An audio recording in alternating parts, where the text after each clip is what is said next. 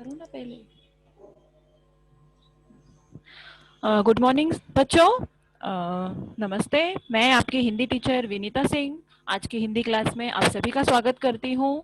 जैसा कि आपको स्लाइड पर दिख रहा होगा, पिछली क्लास में हमने जो वाक्य के प्रकार पढ़े थे उसी के आगे का भाग, दूसरा भाग आज की क्लास में हम पढ़ने वाले हैं। तो आज हम फिर से देखेंगे वाक्य के प्रकार दूसरे आधार पर, यानी रचना के आधार पर।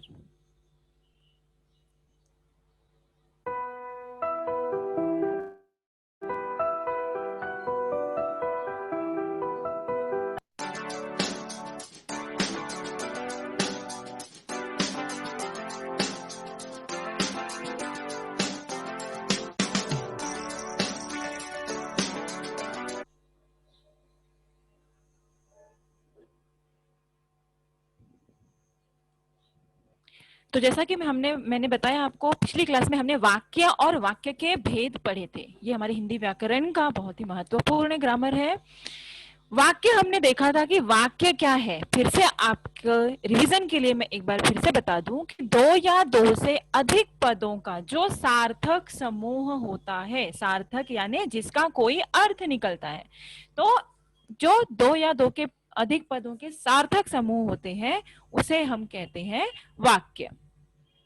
ये वाक्य जो है उसके उदाहरण मैंने आपको बताए थे कि वाक्य जो है वो दो या दो से अधिक पद भले उसमें हो, लेकिन अगर उसका कोई अर्थ नहीं निकल रहा है तो हम उसे वाक्य नहीं कह सकते। फिर हमने देखा था वाक्य के भेद यानी वाक्य के प्रकार। वाक्य के प्रकार में हमने अर्थ के आधार पर वाक्य के भेद और रचना के आधार पर वाक्य के भेद, ये मैंने आपको बताया था। उसमें से हमने पहला प्रकार यानी अर्थ के आधार पर वाक्य के 8 भेद होते हैं, उन 8 प्रकारों को हमने पिछली क्लास में पढ़ा था, उन्हें समझा था, उसके प्रश्न किस तरह से हल करने हैं ये मैंने आपको पिछली क्लास में सिखाया था। अब आज की हमारी क्लास में हम पढ़ने वाले हैं रचना के आधार पर वाक्य के जो 3 प्रकार हैं। तो इन तीनों प्रकारों को हम यहां पर पढ़ने वाले हैं।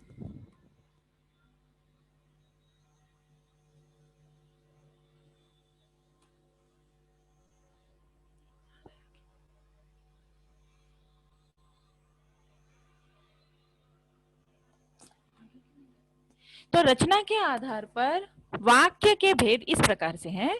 तो पहला होता है सरल वाक्य या साधारण वाक्य, जिसको आप सिंपल स्टेटमेंट भी कहते हो। तो सरल या साधारण वाक्य ये हम हिंदी में कहते हैं। मिश्रित वाक्य और तीसरा है संयुक्त वाक्य। तो इस प्रकार से जब हम रचना के आधार पर वाक्यों को बांटते हैं, उनका बंटवारा करते हैं, तो हमें 3 भाग मिलते हैं और वो तीनों भाग इस प्रकार आपको स्लाइड पर दिखाए जा रहे हैं। साधारण या सरल वाक्य, मिश्रित वाक्य और संयुक्त वाक्य। तो ये हमारे रचना के आधार पर 3 प्रकार के वाक्य हैं। आज इन्हीं तीनों प्रकारों को हम अच्छे से पढ़ेंगे। किस प्रकार के वाक्यों को हम साधारण वाक्य कहते हैं, किस प्रकार के वाक्य मिश्रित वाक्य में सम्मिलित होते हैं और किस प्रकार के वाक्य जो है वो संयुक्त वाक्य कहलाते हैं। तो इस प्रकार से आज इन 3 प्रकार के वाक्यों को हम अच्छी तरह से पढ़ेंगे और समझेंगे। सबसे पहले हमारा जो वाक्य प्रकार है वो है साधारण वाक्य या जिसे हम कहते हैं सरल वाक्य। तो साधारण या सरल, नाम में ही इसके क्या है, सिंपल, सरल। तो जिस वाक्य में एक ही क्रिया होती है और एक कर्ता होता है वो साधारण वाक्य कहलाता है। यानी वाक्य एक लाइन पढ़ने पर, एक वाक्य पढ़ने पर जब हमें पता चले कि इस वाक्य में काम करने वाला भी एक ही है और काम भी एक ही हो रहा है, कार्य भी एक ही हो रहा है और उस कार्य को करने वाला भी, कर्ता भी एक ही है, तो ऐसे प्रकार के वाक्यों को हम साधारण वाक्य या सरल वाक्य की श्रेणी में रखते हैं। दूसरे शब्दों में अगर हम इसे समझें तो जिन वाक्यों में केवल एक ही उद्देश्य और एक ही विधेय होता है उन्हें हम साधारण वाक्य या सरल वाक्य कहते हैं, जिसमें एक उद्देश्य और एक विधेय होता है। यानी कार्य का उद्देश्य एक है, करने वाला विधेय एक है। तो ऐसी स्थिति वाले वाक्यों को हम साधारण या सरल वाक्य की श्रेणी में रखते हैं। जैसे उदाहरण के लिए अगर हम देखेंगे तो बिजली चमकती है, ये एक साधारण वाक्य है। पानी बरसा, ये एक साधारण वाक्य है। क्यों? क्योंकि इन दोनों ही वाक्यों में उद्देश्य और विधेय दोनों केवल एक एक ही है, यानी कर्ता और क्रिया एक ही है। एक कर्ता है और एक क्रिया है। कर्ता क्या है पहले वाक्य में? बिजली। और क्रिया क्या हो रही है? चमकने की। बिजली चमकती है, क्रिया क्या है? चमकना। और कर्ता कौन है? बिजली। तो पहले वाक्य में केवल एक क्रिया है और एक कर्ता है, इस वजह से ये क्या है? साधारण वाक्य या सरल वाक्य। दूसरे में भी पानी बरसा, यानी पानी ये हमारा कर्ता हो गया या उद्देश्य हो गया, और बरसा ये क्रिया यानी विधेय हो गई। तो ऐसे वाक्यों को जिसमें केवल एक क्रिया हो और एक कर्ता हो, या दूसरी भाषा में केवल एक उद्देश्य हो और एक विधेय हो, तो ऐसे वाक्य साधारण वाक्य या सरल वाक्य कहे जाते हैं। दूसरा हमारा वाक्य प्रकार है मिश्रित वाक्य। अब यहाँ इसके नाम में है मिश्रित, यानी इसमें कुछ वाक्यों का मिश्रण होगा, ये कुछ वाक्यों का घुला मिला प्रकार है। यहाँ पर इस वाक्य में एक से अधिक वाक्य मिलते हैं, यानी जिस वाक्य में हमें एक से अधिक वाक्य मिले, किंतु लेकिन वहां पर एक कंडीशन है, एक शर्त है। एक से अधिक वाक्य हमें मिलते हैं वाक्यों में, लेकिन उसमें एक प्रधान उपवाक्य और बाकी सारे शेष जो हैं वो आश्रित उपवाक्य हों, तो ऐसे वाक्यों को हम मिश्रित वाक्य कहते हैं।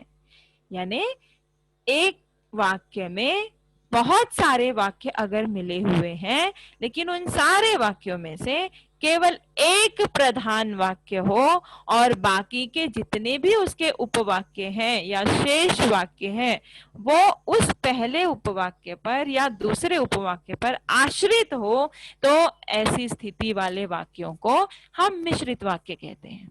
यानी सरल शब्दों में अगर हम इसे देखेंगे तो जिस वाक्य में मुख्य उद्देश्य और मुख्य विधेय के अलावा एक या अधिक समापिका क्रियाएं हो, उसे मिश्रित वाक्य कहते हैं। यानी जिस तरह हमने पिछली स्लाइड में देखा, साधारण वाक्य में वहां एक उद्देश्य एक विधेय था, तो इस वाक्य में भी एक उद्देश्य और एक विधेय के अलावा उस वाक्य में जब अन्य प्रकार की क्रियाएं भी हों, तो उसे हम मिश्रित वाक्य की श्रेणी में रखते हैं। जिन वाक्यों में एक प्रधान यानी मुख्य मेन वाक्य उपवाक्य हो और अन्य आश्रित या गौण उपवाक्य हो, यानी बाकी के जो वाक्य हैं वो उस वाक्य पर आश्रित हो, डिपेंडेंट हो, तो ऐसे स्थिति में वो वाक्य जो है वो किन शब्दों के माध्यम से जुड़े होते हैं। इन शब्दों को देखकर भी हम आसानी से पहचान सकते हैं कि वो मिश्रित वाक्य है या सरल वाक्य है या साधारण वाक्य है।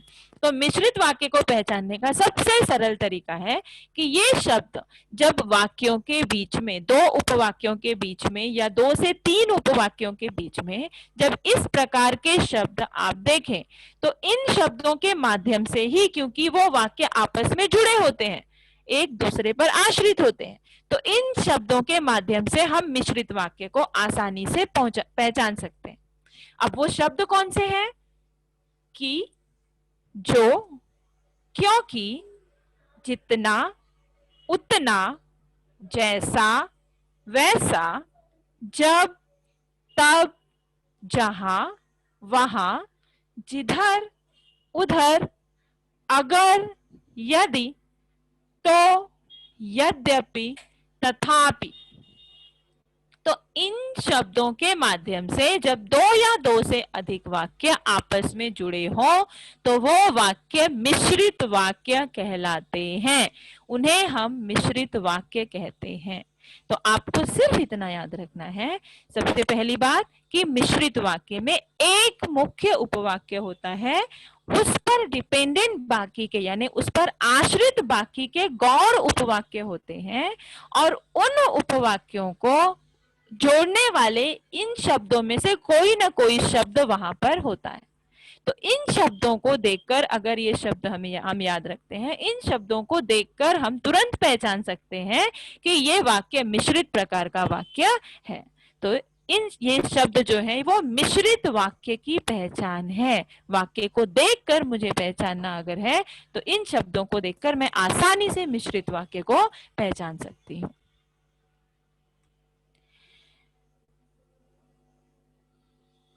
जैसा कि अभी आपको बताया, जब दो ऐसे वाक्य मिले जिनमें एक मुख्य उपवाक्य तथा एक गौण अथवा आश्रित उपवाक्य हो, तब वो वाक्य मिश्र वाक्य बनता है। अब जैसे उदाहरण के लिए अगर हम यहाँ पर देखेंगे तो मेरा दृढ़ विश्वास है कि भारत जीतेगा। अब इस उदाहरण में अगर आप देखोगे तो मेरा दृढ़ विश्वास है, ये एक मुख्य उपवाक्य है, ये आपका क्या बोलते हैं, मेन उद्देश्य है, मुख्य है, मेन सेंटेंस जो है ये यही है, मेरा दृढ़ विश्वास है, यानी ये मुख्य उपवाक्य। और इस मुख्य उपवाक्य के ऊपर आश्रित है एक गौण उपवाक्य। तो वो गौण उपवाक्य कौन सा है? भारत जीतेगा।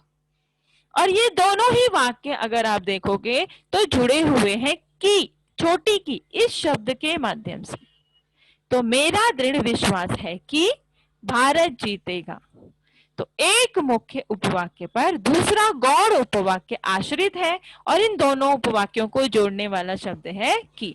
तो इस की को देखकर हम ये आसानी से बता सकते हैं कि ये वाक्य जो है ये मिश्रित प्रकार का वाक्य है।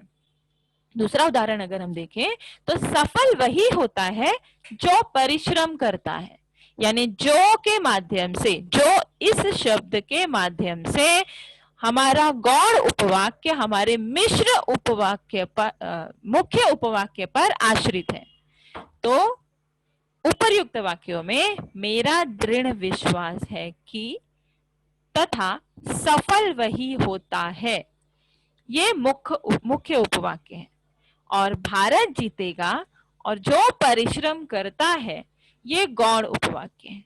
तो इस वाक्य में वाक्य पूरा एक है, लेकिन उपवाक्यों के माध्यम से ये दो उपवाक्यों में बदल जाते हैं। मेरा दृढ़ विश्वास है, भारत जीतेगा, जुड़े हैं ये वाक्य की के माध्यम से। सफल वही होता है जो परिश्रम करता है, और ये दोनों वाक्य भी जुड़े हुए हैं जो के माध्यम से। और ये की और जो है वो दूसरे उपवाक्यों को पहले वाले वाक्य पर आश्रित बता देते हैं। तो इस प्रकार के जो वाक्य हमारे सामने आते हैं वो वाक्य कहलाते हैं मिश्र वाक्य या मिश्रित वाक्य। अगला हमारा वाक्य प्रकार है संयुक्त वाक्य। अब संयुक्त वाक्य क्या है? तो जिस वाक्य में दो या दो से अधिक उपवाक्य मिले। अभी तक हमने क्या देखा? उपवाक्य एक ही है, दूसरे उपवाक्य उन पर आश्रित उपवाक्य थे, ये हमने मिश्र वाक्य में देखा। साधारण या सरल वाक्य में हमने देखा कि वहां पर केवल एक ही वाक्य होता है, उस वाक्य में एक ही क्रिया और एक ही कर्ता होते हैं। अब संयुक्त वाक्य की पहचान क्या है? कि जिस वाक्य में दो या दो से अधिक उपवाक्य मिले हों परंतु सभी वाक्य प्रधान हों, तो ऐसे वाक्य को संयुक्त वाक्य कहते हैं। ये मिश्र उपवाक्य का बिल्कुल उल्टा है। मिश्र वाक्य में हमने क्या देखा कि एक वाक्य पर दूसरा उपवाक्य आश्रित होता है। एक वाक्य के दो या अधिक भाग होते हैं, उनमें से पहले भाग पर यानी पहले उपवाक्य पर बाकी के भाग जो हैं या उपवाक्य जो हैं वो आश्रित होते हैं। लेकिन यहाँ संयुक्त वाक्य में अगर आपके पास दो या दो से अधिक वाक्य हैं तो वो सभी वाक्य प्रधान होते हैं। हर वाक्य जो है वो इंपॉर्टेंट होता है। तो ऐसी स्थिति में इस प्रकार के वाक्यों को हम संयुक्त वाक्य कहते हैं। संयुक्त क्यों? क्योंकि ये जुड़े होते हैं, वाक्य आपस में जुड़े होते हैं और दोनों ही वाक्य प्रधान होते हैं, यानी दोनों ही वाक्य या दो से अधिक भी वाक्य हैं तो वो सारे वाक्य इंपॉर्टेंट होते हैं, तो इसे हम कहते हैं संयुक्त वाक्य। अब संयुक्त वाक्य को हम कैसे पहचान सकते हैं? तो क्योंकि मैंने आपको बताया यहाँ पर दोनों ही वाक्य या तीन वाक्य, जितने भी वाक्य यहाँ पर दिए हुए हैं, ये वाक्य आपस में जुड़े होते हैं कुछ शब्दों के माध्यम से। ये वाक्य जुड़े होते हैं, क्रियाएं नहीं। मिश्रित वाक्य में दो अलग अलग क्रियाएं जुड़ी होती थी शब्दों के माध्यम से। संयुक्त वाक्य में दो अलग अलग प्रधान वाक्य ही जुड़े होते हैं इन शब्दों के माध्यम से। कौन से शब्द हैं वो? तो वो शब्द इस प्रकार से हैं: और, एवं, तथा, या, अथवा, इसलिए, अतः, फिर भी, तो, नहीं तो, किंतु, परंतु, लेकिन, पर। तो इन शब्दों के माध्यम से जब दो प्रधान वाक्य आपस में जुड़े हों तो ऐसे वाक्यों को हम संयुक्त वाक्य कहते हैं। यानी जिस वाक्य में साधारण अथवा मिश्र वाक्यों का मेल संयोजक अवयव द्वारा जुड़ा होता है उसे हम संयुक्त वाक्य कहते हैं। अब इस संयुक्त वाक्य में जोड़ने वाले इन शब्दों को हम संयोजक अव्यय कहते हैं, क्योंकि ये दो वाक्यों को जोड़ने का कार्य करते हैं, तो इसे हम संयोजक अव्यय के नाम से जानते हैं। तो संयोजक अव्यय संयुक्त वाक्य के कौन कौन से हैं? अभी मैंने आपको बताया: और, एवं, तथा, या, अथवा, इसलिए, अतः, फिर भी, तो, नहीं तो, किंतु, परंतु, लेकिन, पर। ये सारे शब्द जो हैं ये संयोजक अव्यय हैं, क्योंकि ये संयुक्त वाक्य में दो प्रधान वाक्यों को आपस में जोड़ते हैं। अब आपको सिर्फ इतना ध्यान में रखना है कि जब संयुक्त वाक्य होते हैं, दो वाक्य जो ये शब्द आपस में जोड़ते हैं, तो ये वाक्य साधारण वाक्य भी हो सकते हैं और मिश्र वाक्य भी हो सकते हैं। यानी ये दो साधारण वाक्यों को भी ये संयोजक शब्द जोड़ सकता है, या फिर दो मिश्र वाक्यों को भी जोड़ सकता है, या फिर एक साधारण और एक मिश्र वाक्य इस वाक्य में हो सकता है। तो संयुक्त वाक्य में दोनों ही प्रकार के वाक्य पाए जा सकते हैं, साधारण वाक्य भी और मिश्र वाक्य भी। लेकिन वो वाक्य जुड़े इन संयोजक शब्दों के माध्यम से होते हैं। तो इन संयोजक शब्दों को देखकर हम संयुक्त वाक्य की पहचान आराम से कर सकते हैं। जैसे उदाहरण के लिए अगर हम देखें तो वह सुबह गया और शाम को लौट आया। ठीक है, यहां पर पहले वाक्य में दो वाक्य हैं और दोनों ही प्रधान वाक्य हैं। वह सुबह गया ये भी जरूरी है और शाम को लौट आया ये भी प्रधान वाक्य है। दोनों में अलग अलग क्रिया और अलग अलग कर्ता हैं। तो ये दोनों प्रधान वाक्य एक संयोजक अव्यय यानी और के माध्यम से जुड़े हुए हैं, तो ये संयुक्त प्रकार का वाक्य है।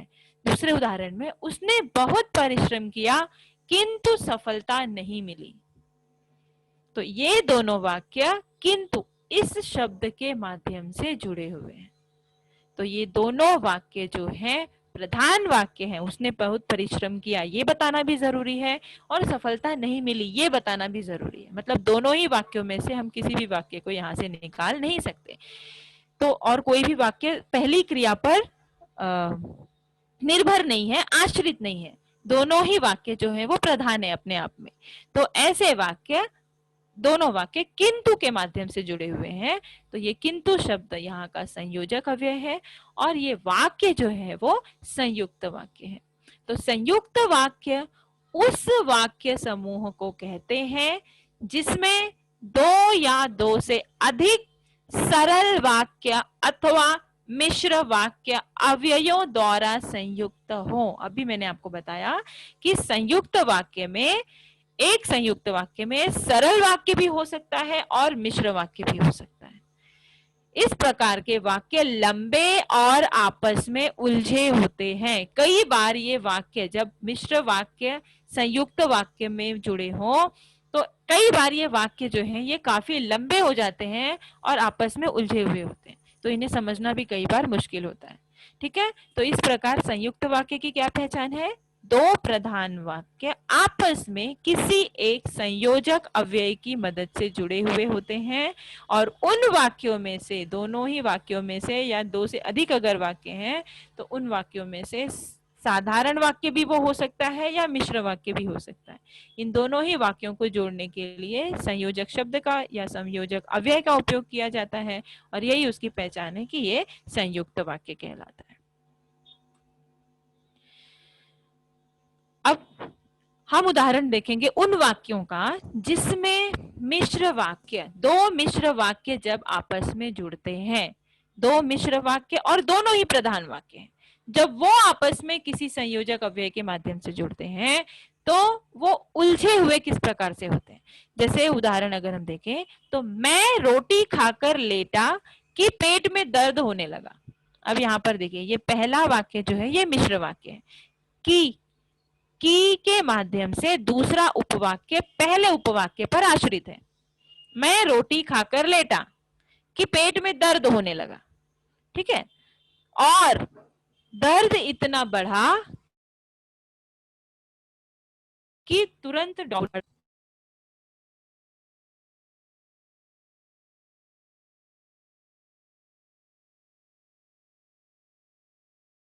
के आपस में संयुक्त है। तो ये पूरा वाक्य जो है ये संयुक्त वाक्य हो गया। लेकिन हर एक इस एक संयुक्त वाक्य में दो मिश्र वाक्य हैं और दोनों ही मिश्र वाक्यों के होने की वजह से ये वाक्य जो है वो अधिक लंबा और उलझा हुआ हो गया। तो ये पहचान है संयुक्त वाक्य की। तो इस लंबे वाक्य में संयोजक और है जिसके द्वारा दो मिश्र वाक्य मिलाकर संयुक्त वाक्य बनाया गया है। तो साधारण वाक्य, जिसे हम सरल वाक्य भी कहते हैं, मिश्रित वाक्य और संयुक्त वाक्य, ये तीन प्रकार के वाक्य कैसे होते हैं, इन्हें हम पहचान कैसे सकते हैं, ये अभी तक मैंने आपको समझाया। अब आगे अगर हम देखेंगे तो हमने मिश्र वाक्य, दो प्रकार के मिश्र वाक्य जब आपस में जुड़े होते हैं तो वो कैसे होते हैं। इसी प्रकार मैं आया और वह गया, ये क्या है, मैं आया ये एक सरल वाक्य है और वह गया ये दूसरा सरल वाक्य है। तो इस प्रकार ये दो सरल वाक्यों को जोड़ने वाला संयोजक और है।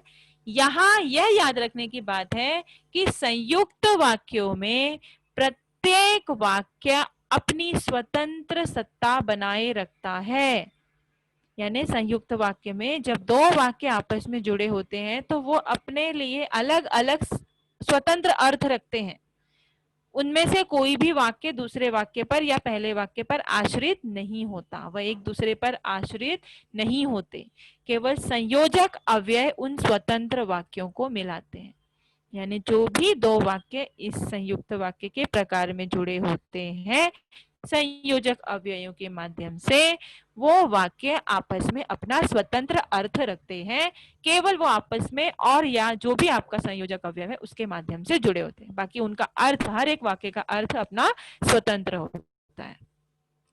और मिश्र वाक्य में एक उपवाक्य पर दूसरा उपवाक्य आश्रित होता है, डिपेंडेंट होता है, तो उसे हम मिश्र वाक्य कहते हैं।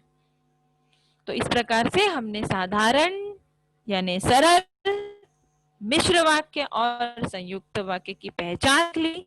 अब हम देखेंगे कि हमारे सामने प्रश्न किस प्रकार से आते हैं कृति पत्रिका में हल करना। एक वाक्य का दूसरे वाक्य में रचना की दृष्टि से रूपांतरित होना ही वाक्य रूपांतरण कहलाता है। आपको कृति पत्रिका में लिखा गया होता है कि रचना के आधार पर दिए गए वाक्य का रूपांतरण करो। वाक्य दिया हुआ होता है, उसके आगे कोष्ठक में उस वाक्य को किस प्रकार के वाक्य में बदलना है ये भी लिखा होता है। अब यहाँ पर रचना के आधार पर वाक्यों का रूपांतरण किस किस प्रकार से हो सकता है। तो पहले अगर हम सरल वाक्य की बात करें तो सरल वाक्य का संयुक्त वाक्य या मिश्र वाक्य में रूपांतरण, यानी एक सरल वाक्य अगर दिया हुआ है तो उसे हम संयुक्त वाक्य भी बना सकते हैं और मिश्र वाक्य भी बना सकते हैं। दूसरा, संयुक्त वाक्य का सरल वाक्य तथा मिश्र वाक्य में रूपांतरण। कई बार संयुक्त वाक्य दिया हुआ होता है और कोष्ठक में उसे सरल वाक्य में बदलने के लिए या फिर मिश्र वाक्य में बदलने के लिए कहा जाता है। तीसरा प्रकार हमारा मिश्र वाक्य। तो मिश्र वाक्य क्या, सरल वाक्य तथा संयुक्त वाक्य में रूपांतरण। तो इस प्रकार से हमारे सामने कोई भी एक वाक्य प्रकार दिया गया होगा और उसे रचना के आधार पर किस प्रकार के वाक्य में बदलना है ये भी वहां पर कोष्ठक में दिया जाता है। तो हमें ध्यान से उस प्रश्न को पढ़कर उन वाक्यों की रचना के आधार पर वाक्य रूपांतरण करना है। लेकिन सबसे महत्वपूर्ण बात, इन तीनों ही वाक्यों के आपस में रूपांतरण होते समय इनके अर्थ में परिवर्तन नहीं होना चाहिए।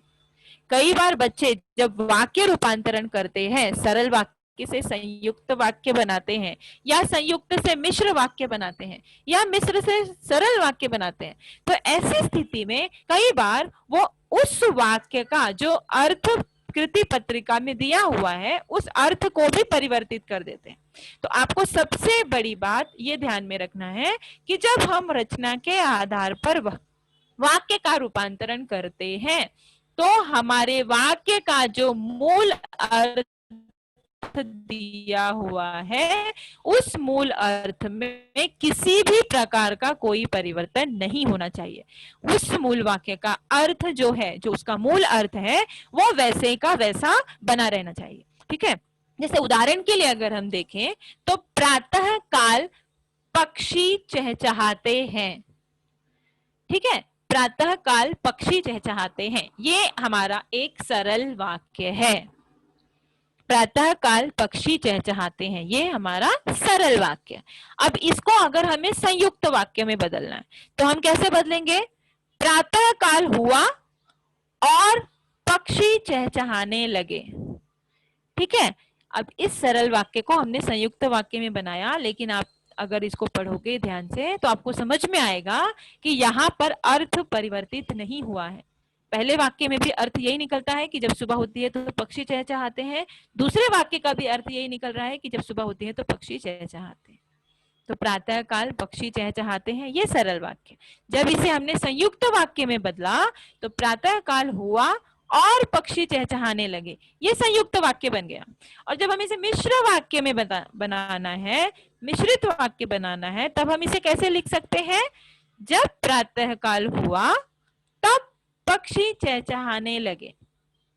अब इस वाक्य में आप देखेंगे तो जब प्रातः काल हुआ इस मुख्य उपवाक्य पर तब पक्षी चहचहाने लगे, ये उपवाक्य आश्रित हो गया है। तो ये हमारा बन गया मिश्रित वाक्य, या जिसे हम मिश्र वाक्य भी कहते हैं। तो ये सबसे महत्वपूर्ण बात आपको ध्यान में रखनी है।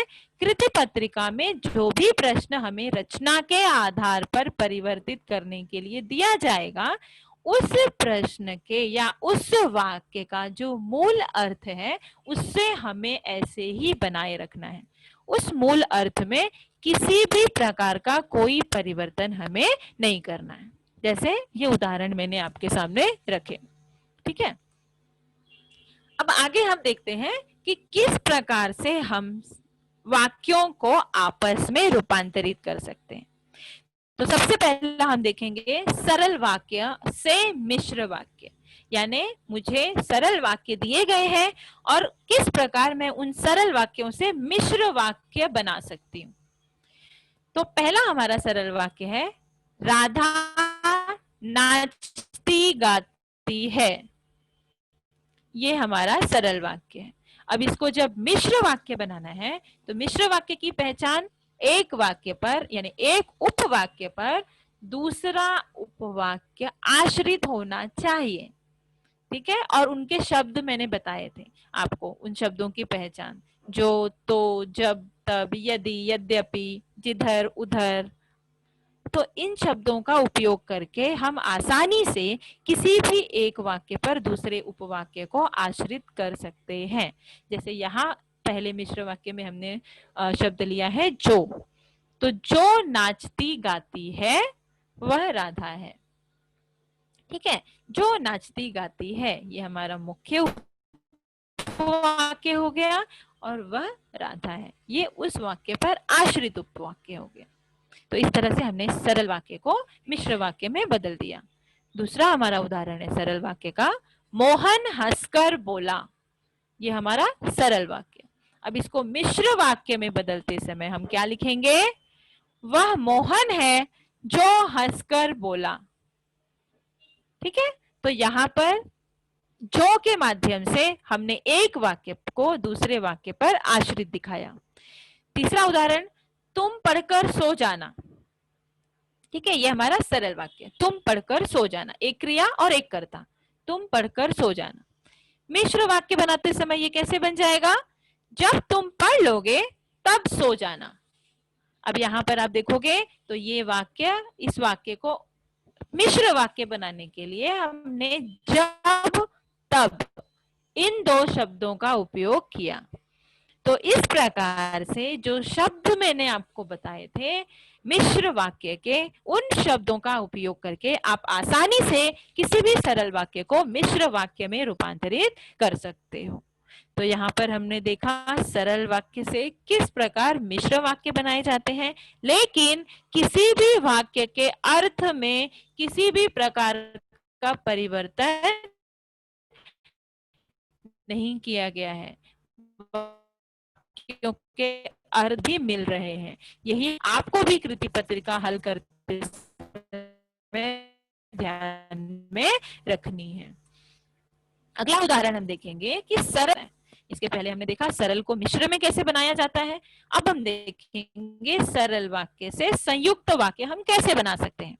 तो सरल वाक्य हमारा है, राधा नाचती गाती है।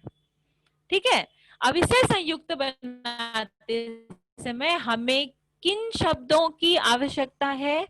तो जो संयोजक अव्यय मैंने आपको बताए थे, और, तथा, किंतु, परंतु, लेकिन, तो इस तरह के जो हमारे संयोजक अव्यय हैं, इन संयोजक अव्यय का इस्तेमाल करके, इनका उपयोग करके हम किसी भी सरल वाक्य को संयुक्त वाक्य में बदल सकते हैं।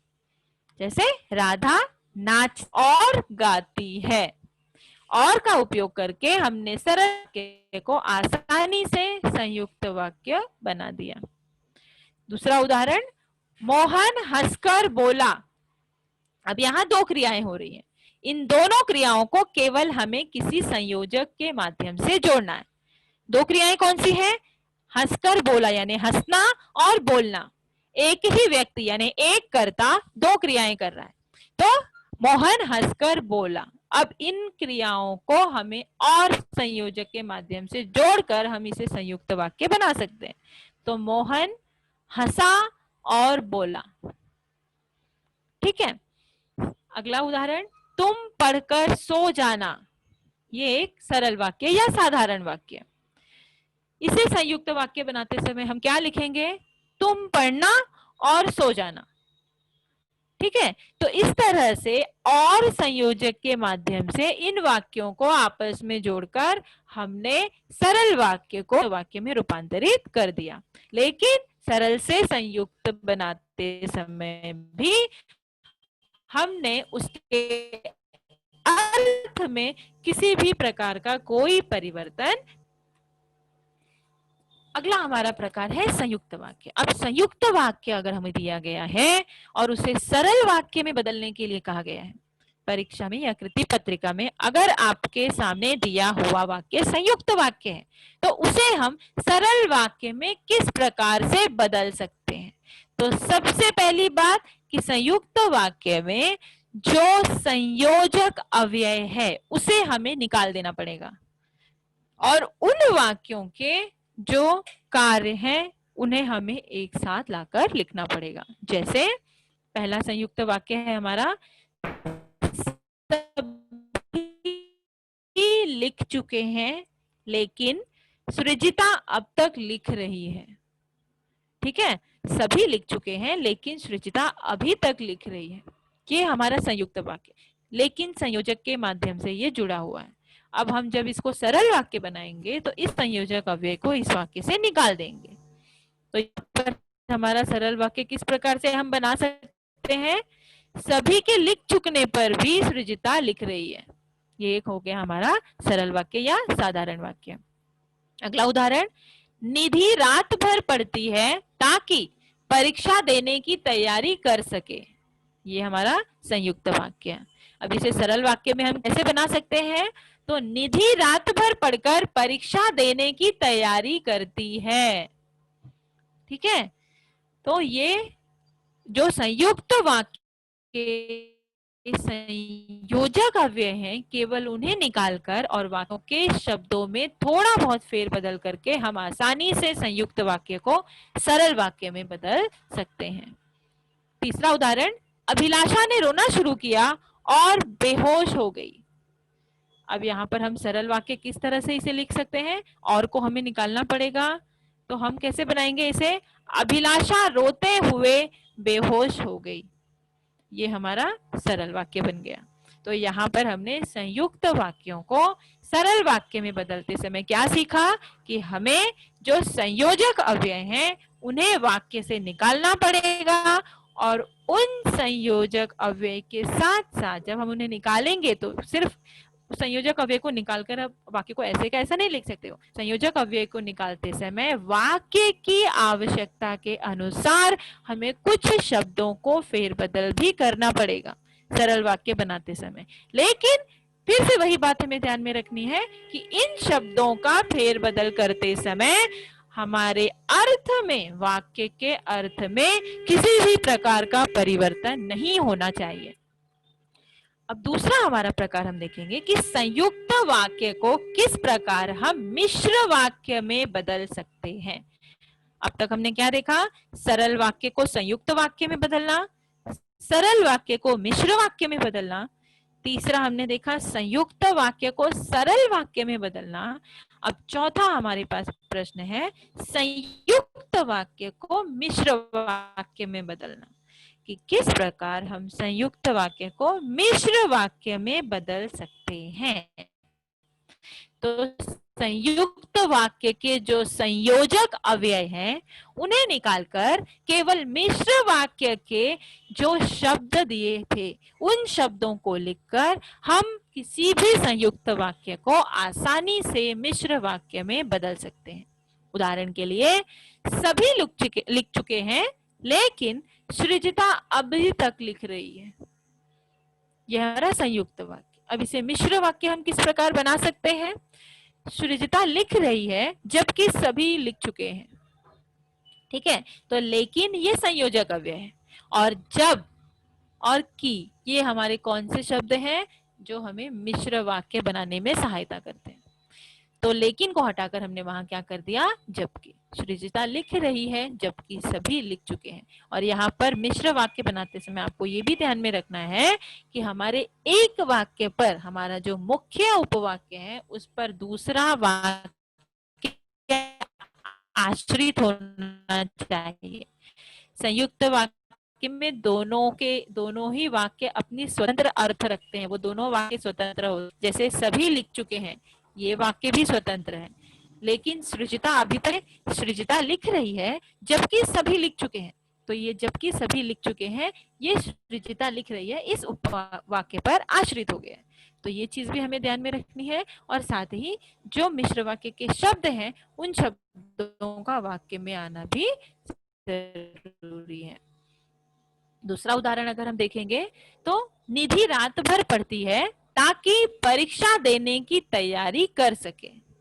ठीक है, ये हमारा संयुक्त वाक्य। अब मिश्र वाक्य में कैसे बदलेंगे? तो निधि इसलिए रात भर पढ़ती है क्योंकि वह परीक्षा देने की तैयारी करती है। ठीक है, तो यहाँ पर एक वाक्य पर दूसरा वाक्य आश्रित हो गया और बीच में इन दोनों वाक्यों के मिश्र वाक्य का कौन सा शब्द हमने लिया? क्योंकि। ठीक है, तीसरा उदाहरण, अभिलाषा ने रोना शुरू किया और बेहोश हो गई। ठीक है, दो अलग अलग स्वतंत्र वाक्य और के माध्यम से इस संयुक्त वाक्य में जुड़े हुए हैं। अब हम इसे किस प्रकार मिश्र वाक्य में बदल सकते हैं? तो जैसे ही अभिलाषा ने रोना शुरू किया वह बेहोश हो गई।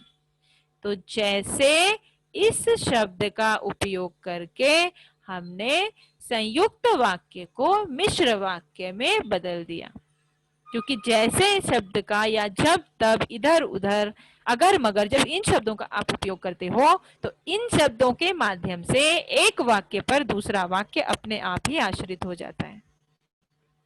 तो केवल हमें इतना ध्यान में रखना है कि मिश्र वाक्य के शब्द याद रखकर, जो शब्द मैंने आपको बताए उन शब्दों को याद रखकर आप किसी भी प्रकार के वाक्य को आसानी से मिश्र वाक्य में बदल सकते हो, अगर आप उनका सही जगह पर उपयोग करो। अगला हमारा प्रकार बचा है मिश्र वाक्य। सरल वाक्यों को संयुक्त और मिश्र दोनों ही प्रकार के वाक्यों में बदलना सीख लिया। संयुक्त वाक्य को सरल और मिश्र इन दोनों प्रकार के वाक्यों में बदलना सीखा। अब आखिरी प्रकार हमारा बचा है मिश्र वाक्य। तो इस मिश्र वाक्य को हम किस तरह से सरल वाक्य में बदल सकते हैं, और लास्ट हमारा बचेगा मिश्र वाक्य को हम किस प्रकार से संयुक्त वाक्य में बदल सकते हैं। तो पहले हम देखते हैं कि मिश्र वाक्य को हम किस प्रकार से एक सरल वाक्य में बदल सकते हैं। ठीक है, तो जैसे हमारा उदाहरण है, जब भी मैं विकास के घर गया मेरा आदर सत्कार हुआ। तो ये वाक्य जब इस शब्द के माध्यम से पहले वाक्य पर दूसरे वाक्य को आश्रित करके दिखाया गया है। ठीक है, अब इसे सरल वाक्य में बदलते समय हम क्या लिख सकते हैं? विकास के घर जाने पर मेरा आदर सत्कार हुआ।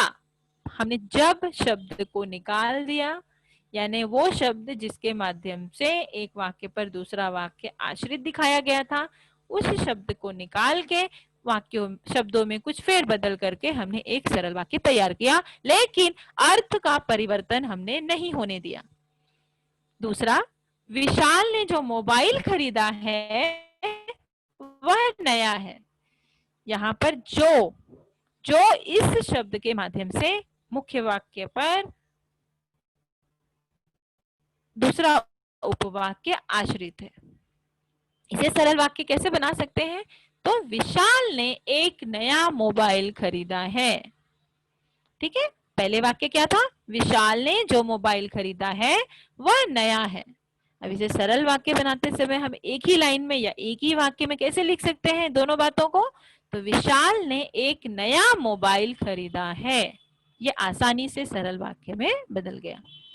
तीसरा उदाहरण, शिक्षक ने कहा कि सबको अपना गृह कार्य स्वयं करना है। कि इस शब्द के माध्यम से आपका मुख्य उपवाक्य पर एक दूसरा गौण उपवाक्य आश्रित है। अब इसे सरल वाक्य में बनाते समय हम कैसे लिख सकते हैं? तो शिक्षक ने सबको अपना गृह कार्य स्वयं करने को कहा। ठीक है, तो इस तरह से जो भी मिश्र वाक्य हमें दिए हो, यदि उन्हें सरल वाक्य में बनाने के लिए कहा जाए या सरल वाक्य में रूपांतरित करने के लिए कहा जाए, तो मिश्र वाक्य के वो शब्द जिन शब्दों के माध्यम से मुख्य वाक्य पर गौण उपवाक्य आश्रित होते हैं, उन शब्दों को निकालकर वाक्य के शब्दों में कुछ फेरबदल करके हम सरल वाक्य बना सकते हैं। केवल उनके अर्थ में कोई परिवर्तन ना हो, इस बात का हमें ध्यान रखना है। अब हमारा आखिरी प्रकार बचता है कि मिश्र वाक्य को हम संयुक्त वाक्य में कैसे बदल सकते हैं।